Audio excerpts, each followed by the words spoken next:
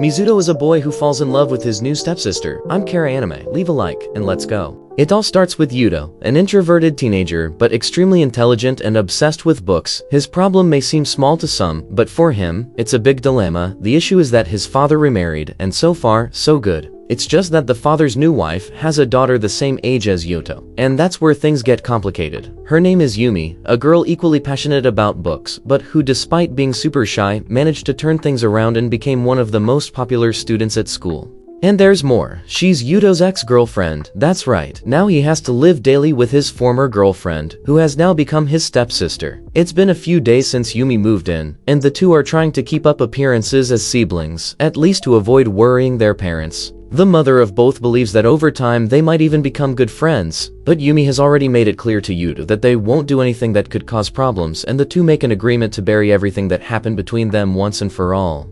But Yumi-daisen missed a chance to throw it in his face that he was the one who destroyed her, and that because of him, she changed completely. To make matters worse, Yumi starts to tease Yato for a very peculiar reason. She wants him to call her Onisan, because she thinks she should be considered the older sister. Yuto, on the other hand, counters by saying that, actually, she should call him Onisan. Thus begins a silly argument until in the middle of the fight, Yumi reveals that she was born 30 minutes before him. This information was told by Yuto's father, and they continue with this ridiculous dispute until he suggests a game to decide who should call whom by the title of Elder.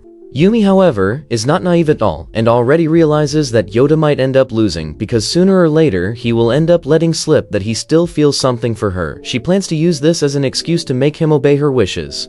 The argument continues, and in the end, Yuto, to avoid more conflicts, ends up apologizing, trying to act nice to manipulate the situation in his favor. But then comes the best part. Yuto tries to stop Yumi from opening a box full of somewhat inappropriate things. But Yumi, always provocative, is about to open it when he pretends to be the remorseful guy and says he just wants to avoid fights. This reminds her of the time when they were dating, and without realizing it, she calls him by his last name, as she did when they were together. Yuto, clever, takes the chance and says that siblings should call each other by their first names. This makes Yumi lose the bet, and annoyed, she starts calling him Dear just to provoke him. The two return to school and the drama continues. As if having the same last name wasn't enough, they end up in the same class. During the ceremony, Yuto doesn't miss the chance to provoke Yumi, saying that he always found her strange and that he knows very well who she really is. But Yumi is not shaken. On the contrary, she ends up being chosen to give the welcome speech, which surprises Yuto, since she was only chosen because she got higher grades than him. With the start of classes, Yuto notices that some boys start to approach him, which he finds strange, as he was never very popular, but he soon discovers the real reason. They are all trying to talk to him just to get closer to Yumi. Phrases like, "Wow, your sister is amazing," how? Start to irritate him, but it's not out of jealousy, it's out of embarrassment, since Yumi is telling everyone they are siblings. In the bathroom, Yuto hears some boys saying they only want to get close to Yumi, and that Yuto is the shortcut for that. When he gets home, Yumi rubs it in his face that all the guys are after her. Yuto, already knowing these, simply ignores it. The next day at school, Yumi starts following Yuto everywhere, which begins to draw attention. Classmates try to approach him, but Yumi, full of jealousy, doesn't let anyone get close. This makes Yuto uncomfortable, but he pretends not to care. After classes, they return home, and Yuto decides to prepare dinner, since Yumi is a disaster in the kitchen and doesn't even know how to make instant noodles. She asked him to forget a joke he made with her at breakfast, but Yuto, always tough, responds impatiently, "I don't even remember that anymore." Time passes, and a guy named Kamamikagami shows up to talk to Yuto. Already irritated, he warns that he won't let anyone get close to his sister, but Kawamami responds that he just wants to be friends with Yumi and has no ulterior motives. Yato, suspicious, realizes that maybe the guy is sincere, and Kawahami makes a point of emphasizing that he and Yumi are now just friends. When Yuto looks, Yumi was listening to everything, and the atmosphere becomes even more tense. Then the medical checkup happens, and Yumi ends up being observed by the school crowd, including a girl named Minami, who apologizes for being intrusive but is actually just admiring Yumi's confidence. She comments that in the life of a critic, everything is simpler, and that she only has power over others when she's judging something or someone. Yuto, impatient, just explains that Yumi is not intimidated by things. Last year, he had to deal with a lot. This year, the situation became even more interesting because the twins appeared, and with that, Minami started hoping that her talent could gain something good from Yuto. But Minami, wow, she's crazy about sports. And Yumi, even though she has changed a lot since primary school, doesn't have any athletic talent. Even so, she tried her best and got a score of 32, which is more or less enough. Minami of course scored 55, so you can already see the difference. The physical test continued and Yumi, even though she didn't do well, achieved some decent results, but her effort was so great that she fainted. Luckily, Yuta was there and managed to catch her before she fell, praising her effort. Minami picked Yumi up in her arms and took her to the infirmary. As ghosts say, yes if he sees. There Yumi, being completely honest, confessed that she is a terrible esports player and that she gave 110% of herself in the tests, even surpassing her limits. This only made Minami admire Yumi even more, who in her view was a perfect girl and hard to reach. But now, after seeing how she struggled to surpass herself, she became much more human and real. The two became super friends and started calling each other by their first names, getting even closer. Yumi was worried, of course, about how close Minami was to Yoto, but Minami asked her to calm down, saying he's just a friend and she doesn't need to be anxious. Then a small argument happens between them, with Yumi calling Minami controlling and Minami calling Yumi annoying. But the conversation soon calms down. And Minami, with her straightforward style, said that in the game of love, she was just a spectator and that Yota didn't care about anything. It was a laugh, a real friendly discussion. Back at school, classes ended and Yota was going home with Minami. She, wanting to know how he dealt with being the brother of the super famous girl, asked what it was like to have that relationship with her. Arriving home, Minami went into her room, but Yumi was still a bit groggy from the effort of the exams. She started saying she felt lonely and accidentally blurted out, "I love you." When she realized she was rambling, she pulled herself together and saw Minami, who had brought some ingredients to prepare a meal. Minami told Yoto to manage with his master chef skills and helped in the kitchen.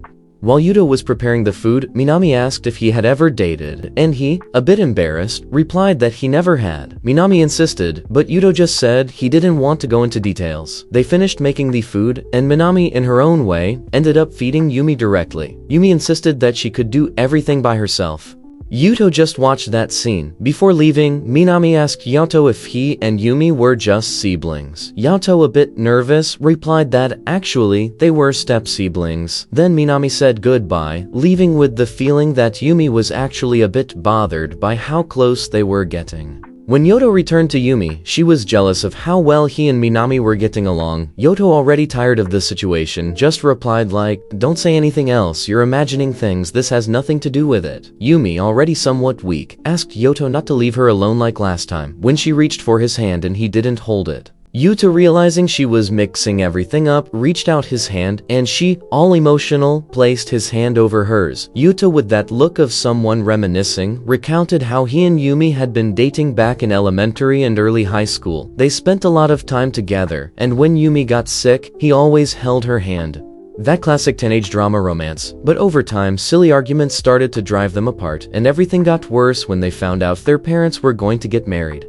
Yumi, Masuita, asked for cold water and everything Yoto could give, and he, always Kolma, fulfilled all her requests. He even tried to take her temperature, but realized she was pretending to be sick just to give orders. During the day, Yoto was outraged and asked her to apologize. Still, of course, Yumi, with her cute little way, apologized for the lie. Shota, already knowing what to do, accepted the apology. Yumi, who was a super cute girl a few months ago, very sentimental, kept everything Yoda gave her as if they were treasures. Every little thing, like a candy or a soda can, she kept as if it were something sacred. At the end of the day, after classes, Yumi ends up meeting Pretty, a girl with energy very similar to her past self, an improved version, so to speak. Yumi, pissing of course doesn't waste time and decides to investigate who the girl is, as if it were a spy mission. When she gets home, Yumi comes across a pair of women's shoes at the entrance, which makes her even more irritated. What do you mean? In 1 month of classes and he was already bringing someone home. For her, this is unacceptable.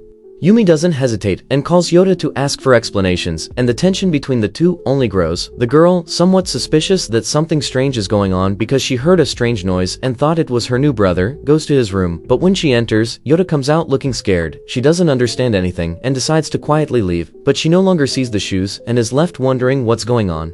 Yoto, a bit lost, asks who she is looking for, and she, acting strange, shows a picture of the shoes she saw, but he has no idea what she is talking about. He asks her to stay calm and quiet because he is exhausted. Then she, thinking nonsense, assumes it's because of the heavy training and leaves the room. Meanwhile, Yumi starts to think about the situation, believing she overreacted. But Yoto, on the other hand, is there wondering if this has any connection to paranormal things. Later, a weird girl in the library asked him to marry her, but he told her to get a life and left. And then the crazy girl laughed and said it was just a joke, but it was Minami disguised as another girl. She was all hyped about marrying him, but she was actually more obsessed with his sister, Yumi, because she mentioned she wasn't good at sports and Minami wanted to do everything for her. This became such an obsession that now and then Minami says things like, "One day this will be my house," or "I'll leave you on the street in the divorce." Crazy, right? So Kawahami told the protagonist that Minami has some bizarre habits and that when she was in high school she had a boyfriend whom she smothered with too much clinginess. Like, the guy freaked out, ended up fainting from stress, and ended up in the hospital. It might seem exaggerated, but Kawahami, who knows the ropes, told him to be direct with her and not let her cross the line because despite everything she has a good heart. But if it continues like this, it's going to end badly.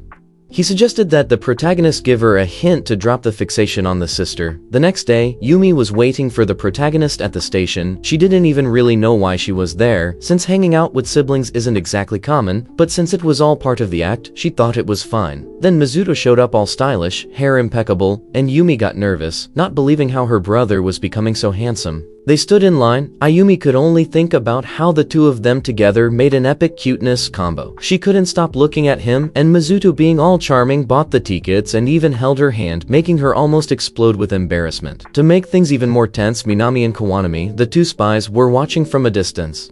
The protagonist had already realized he was being watched because deep down this was all part of his plan, to make Yumi even more in love and on top of that, make Minami suffer watching it. He just thought, let's kill two birds with one stone. Nakarapong saskupa sum sung sum sud? Nfunzumasuishtan bishow your leaky. Lumen wait ni handrosha, a pan chi but those bra. A shivers from Isa Joe. Yusapom says and Yumi super shy dank high school student. Meanwhile, Minami, on the other side, had a somewhat sad look, and the show went on with Mizuto giving Yumi a hug, who was so nervous she didn't know where to look. She was all confused, not understanding why her brother was being so charming and irresistible, but then, after regaining some sense, he would tell her to let go. Normally, the protagonist would reject her, and that would leave Yumi upset. He wouldn't understand why it didn't work, since he did everything right to seem like the most attractive guy in the universe, but nothing worked. Now, the girl looked at him with a face of regret. The protagonist then washed his hands of the situation and pulled out his phone to call Kawanami because he needed a plan B. He was watching the opportunity slip through his fingers, but the technician had nothing to do with it, so he had to be patient. Meanwhile, Yumi stayed there, reflecting, realizing she had let herself be carried away by emotion. Dying of embarrassment, she walked off to find a decent bathroom, but ended up getting lost, and she and Maps never got along, so the situation only worsened. The protagonist called to find out where she was. She realized right away that he had already noticed she was lost. In her mind, he was going to start teasing her at any moment, but in reality, he said it was his fault for letting her disappear, so now he was going to pick her up. The man resolved it. Yumi thought he was being very kind, quite different from his usual annoying way. From there, the story followed her point of view, and she remembered what it was like to date the protagonist. Being introverted and somewhat reserved, it was hard to muster the courage to confess that she liked him, but she managed. However, at the first festival they went to together, she ended up getting lost in the crowd. It was chaos. She cried like a little child, desperate. But out of nowhere, he showed up to find her. Despite all the shame she felt, thinking she was a walking burden, he never treated her that way. Quite the opposite. He showed up with a little juice and promised that it wouldn't happen again. We already know how that's ended. Returning to the present, the protagonist arrived with, guess what? A little juice, which only made her remember all of that. After that, the two started playing some games with questions from books they had already read, real nerd style. It was just teasing. The atmosphere was much lighter, without that previous heaviness. As two passionate readers, you could see they were much more relaxed. In a moment of conversation, the protagonist confessed that, in the 6 months after the end of their relationship, he held a lot of resentment, like supreme villain level, King Diamond himself, and we know he was not someone to be trifled with. Deep down, he regretted a little, because love ended up turning into resentment. They tried to stop liking each other, but the result was exactly the opposite, and he just kept accumulating hurt until their relationship completely fell apart. Then their reunion finally came to an end, each would go home alone. In the middle of the way, Minami appeared out of nowhere and said it was quite a coincidence to run into him there. Yes, sure. Then she even apologized for having invaded his house and for having judged things the way she did. He assured her that he wouldn't tell Yumi anything about it because he respected their friendship a lot. Inamis kase ahamafanda soseis paha pct Tominto stated as she would behave and would not show up at his house without being invited, but the Portuguese noticed that Minami clearly had no intention of stopping. And she still threw it in his face that she kept the idea of marrying him and living together in the future. Meanwhile, in the room, Yumi kept dwelling on everything, wondering why the protagonist had invited her out, and those shoes at the entrance of the house wouldn't leave her mind. The protagonist got home, and Yumi would soon demand the wish she owed her for the deal they made. And wasn't it crazy that her idea was to take some pictures of him with that charming intellectual pose, reading a book and looking all stylish? Obviously, the protagonist would join in the fun and cooperate in the photoshoots. Things would get even bolder when Yumi asked him to hug her and whisper something in her ear. Here, the atmosphere was already turning dangerous. The next day, the protagonist mentioned to Kawanami that things kind of settled, but no completely. Out of nowhere, he asked Kawanami if he had ever ended up in a hospital. The eye replied yes, back in school days. Never went through any tough times, right? Meanwhile, Tashmakai Soup House, Iinafe, also, flashes from the past would continue invading the protagonist's mind, bringing back many memories of the moments he lived with Yumi. The days would pass, and soon others they would arrive. This was Fuki Sasuko. Yumi suggested that the two of them go together to buy a gift, so they could show their parents that they were on good terms. Besides, by splitting the costs, it wouldn't be so awkward for their protagonist to give a gift just to his stepmother. But Mizuto wasn't very excited about the idea of going shopping on Sunday. However, Yumi wouldn't waste time insisting. Instead, she refreshed her look and came down the stairs all dressed up. The protagonist was left speechless, because let's face it, that was clearly a breach of the rules of coexistence. As punishment for leaving him so bewildered, he would simply drag her along for the outing. On the train, the car was crowded, and the two were very close together. When they arrived at the mall, they began the search for the ideal gift for the protagonist's mother. He gave several suggestions, like a frying pan, some couples' cups, photo frames, but nothing seemed to convince Yumi. In the end, they opted for a bouquet of flowers, and when they gave it, the mother was very grateful for the gesture. After that, each went back to their routine as if nothing had happened. Later, Yumi saw a door ajar and, curious, approached. When she looked inside, she found the protagonist praying for his biological mother, who had already passed away. He noticed she was there and commented on it then. Yumi entered the room and showed a lot of respect and empathy for his mother, which made the bond between the two even stronger. The protagonist then suggested they give the parents some time, because they also needed a moment alone. Since they got married, they seemed to be living on autopilot, without a break for themselves. He thought they deserved a little time to, let's say, watch a good movie without interruptions. Yumi started thinking about the possibility of paying for a trip or a dinner for the parents, but then remembered an important detail. The money, their piggy bank was emptier than a villain's heart in a soap opera. But the protagonist, with his practical sense, suggested that if it was to give the couple space, the simplest way would be for them to spend the night out, so the parents would have the house to themselves. Yumi thought about what that meant and quickly reacted to the idea. Two teenagers spending the night out, but before she started imagining things, he already called a mood, who says they were going to be Sukezer. The next day, he had already organized everything. He would stay at Kagami's house, and Yumi would spend the night at the residence where Minami lived. When they arrived at their destinations, Minami, all excited, thanked Mizuto for practically helping her fulfill her dream of spending the night next to Yumi. Each went their separate ways. Meanwhile, Yumi asked Minami what exactly her connection with Kagami was. Minami replied that they were just neighbors and nothing more. On the other side, the protagonist also started a conversation with Kanami and asked about his relationship with Kagami. The blonde explained that they had known each other since elementary school. The protagonist pondered, wondering if they were actually childhood friends. A little later, everyone ended up meeting at the same restaurant. Coincidence or no, the worst part wasn't even that, it was the fact that Huma and Kawanami sat side by side. Obviously, the two started arguing like cats and dogs, which only reinforced to outside observers that they matched more than they would like to admit. Meanwhile, the protagonist was staring at a vending machine, somewhat indecisive about which drink to choose. Yumi Sigades, who noticed the scene, didn't miss the chance to tease, asking if he didn't even know how that thing worked. In her mind it made sense, since he barely had friends and clearly must not frequent these places. Low blow. After dinner, Minami started acting very affectionately with the protagonist and even asked him to help her study Japanese because she was terrible with the characters. Obviously, Yumi stood aside, watching with a jealous look. But hold on, Minami was just using the tactic to provoke Yumi and make her want his attention more. The protagonist, noticing the game, threw cold water on it and said that Minami should ask Yumi for help, who actually studied, unlike him, who did the minimum and still got good grades, a strong hint to provoke his sister. Later, Kakakami exchanged some messages with Minami on Instagram, and the protagonist, who prided himself on not studying much, ended up hearing from Kawanami that he should at least try to dedicate himself a bit more. The protagonist's response was direct.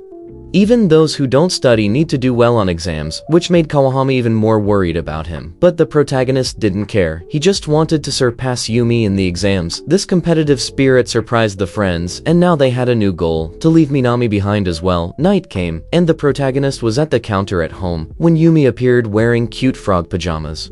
Together, they faced the moon, remembering when they used to do these years ago. It was in these moments that they began to fall in love. With the exams approaching, the routine became more demanding. After classes, Minami mentioned wanting to go home with Yumi, but she explained that she would go straight to the library to study. Minami's group of friends understood, since the tests would start the next day. Yumi, the top student at school, definitely wanted to keep her position at the top. At home, Yumi continued studying, remembering her elementary school days when she was always the best. But everything changed at a specific moment when Mizuto managed to take first place in mathematics from her. This shook her motivation at the time, to the point of losing sleep trying to regain her position in the test rankings. In the end, she managed to return to the top, but what irritated her the most was the protagonist's reaction, who didn't care at all. This left her frustrated until she got to know him better and understood that deep down, he always paid close attention to her grades. Later that night, Yumi went out to have a warm milk and found the protagonist in the living room, reading books instead of studying. He remained silent, but Yumi didn't let it slide, and already warned that later, it wouldn't help to complain, because she would crush him in the tests. The protagonist, unfazed, just hinted that he would do his best to take her place at the top. There it was. Now it was a declared competition. The next day, they were both ready to go to school, where Yumi knew that her great advantage over the other students was her exemplary performance in the tests. The protagonist, who always seemed indifferent, remained an enigma. The exams began, and while Yumi studied as if her life depended on it, the protagonist maintained his calm demeanor, reading books in the room with a smug air. It didn't take long for Yumi to confront him, especially because she noticed he left the end of the test blank. He said he ran out of time, but she saw with her own eyes that he gave up with 10 minutes to spare.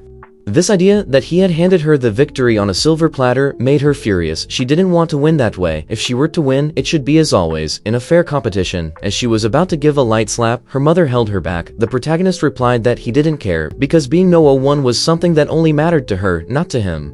The statement caught Yumi by surprise. Upset, she ran to her room and locked herself in with teary eyes. The next day, he decided to face the situation and told her that no one had the right to decide what he should be, just as he didn't want to control anything in her life. Plus, Hazin say, "Ode chi sinks." But before leaving, he made it clear that it would be Yumi's last day as a perfect student, because the pressure in the midterm exams would be insane. The week went by with her buried in books, not stopping for a minute. When the results came out, the expected happened. The top two places had the same last name, Tadayasi, the Pespas Bipolsayandin. It was Yumi and Mizuto competing for the top, but this time the first place went to the protagonist. He made sure to show it to her, taking the opportunity to tease. Then he commented that even understanding what it was like to be at the top, he still found second place more comfortable. Yumi was ready to deal with the frustration of losing first place, but she was surprised to see that her friends didn't care much about it. On the contrary, they just wanted to congratulate her on the exciting rivalry with her brother. This brought relief to Yumi, because in the end, being no one wasn't everything. What really mattered were the people around her. Like in One Piece, where the bonds built along the journey are the true treasure. This new way of seeing things brought lightness to her heart. Deep down, she knew she owed this transformation to the protagonist. Time passed, and on any given day, Yumi looked for Mizuto, but found him talking to another girl named Higashira, who also seemed to be passionate about books. During the conversation, Mizuto asked how she would define friendship. She replied that it depended on each person's boundaries in the relationship. In her case, if someone shared answers on a lesson, they were automatically considered a friend. The protagonist found this thought somewhat odd, since for him, making friends wasn't that easy. Higashira, speaking bluntly, said that if he were bullied, she would stand by him, suffering together, but she wouldn't defend him. Basically, she wasn't someone you could rely on too much. Later, this new classmate even asked him to help her put on her socks, and he helped. Surprisingly, it was the first time he felt so comfortable with someone who wasn't family. At the school exit, they ran into Yumi and Minami. Higashira, somewhat withdrawn, became shy in front of the two. The protagonist introduced Yumi as the clingy and unbearable sister. Later at home, Yumi acted strangely, clearly showing jealousy. The next day, she woke up with exaggerated friendliness, to the point where the protagonist became suspicious. She was sweet, attentive, helpful, almost an angel. On top of that, she personally took his lunch. The protagonist mentioned this to Higashira, who suggested he ask Yumi directly what was going on. Everyone deals with life in their own way, but Higashira explained that in her case, she always became defensive when she felt threatened, whether by criticism or sudden changes. The protagonist reflected on that and thanked for offering a new point of view. Upon arriving home, he entered Yumi's room, which was all tidy, with an atmosphere hard to resist. He approached her, caressed her face, and remarked that her heart was racing. Jokingly, he asked if it was because she thought he was too handsome like that. Later, the two sat down to talk. Mizuta commented on her behavior that day, saying he found it strange, that sudden change, since she was too calm, honest, and understanding. This aroused his suspicion. He assured Yumi that if something was bothering her, she just needed to be open about it. After all, they were like siblings. Yumi, hugging her pillow, ended up confessing that she was jealous of Gashira. What bothered her the most was the fact that the girl called him by his first name so intimately, while she herself always used the last name. Deep down, Yumi knew she shouldn't feel that way, but that kind of jealousy was affecting her. He asked if it was normal to have that kind of feeling. The protagonist simply replied that it wasn't anything repulsive. In other words, it wasn't something so unusual. The next day, Yumi politely introduced herself to Higashira, but still felt uncomfortable with the closeness between her and the protagonist. Meanwhile, Minami began to conspire in favor of the new friend, trying to bring her even closer to Mizuto.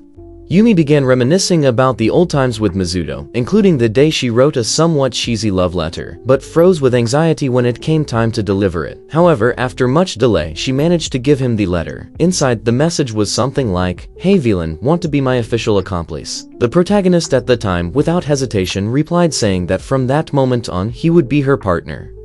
In the present, Higashira received a mysterious letter saying that someone knew her secret and indicated a restaurant for the meeting. When she arrived at the place, she discovered it was just another prank by Minami, but there was a real mystery still unresolved. It wasn't related to her hidden video channel, since even Yumi herself already had one.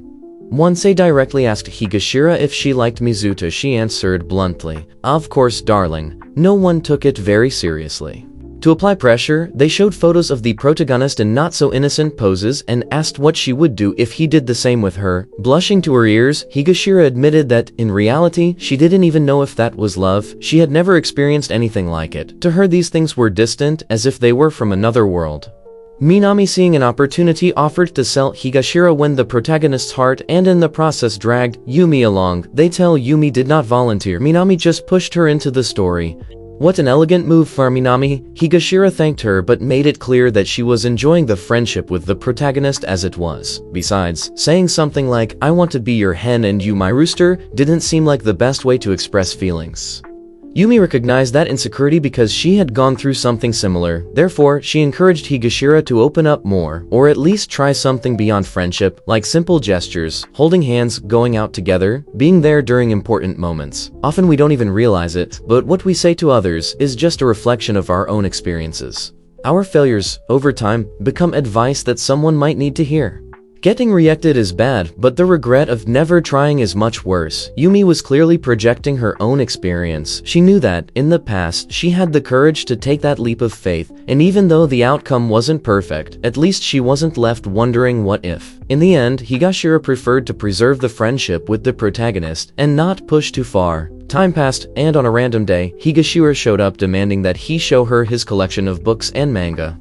It was a desire she couldn't even explain. She just wanted to see what sparked his interest. When she discovered some magazines he hid from his parents, she noticed he got more irritated than usual. She wanted to provoke him, but he replied that although Goku was strong, Christ was stronger. He threatened to end the friendship if she kept bothering him, and then she backed off. The protagonist commented that if she were to enter a boy's room, she shouldn't be shaken. But Higashira, logical as always, retorted saying that he had already rejected her, so it made no difference. The next day, Higashira met with Yumi and Minami. Minami, in her straightforward manner, commented that Higashira looked terrible, but it was constructive criticism to prepare her for a date with the protagonist the following day.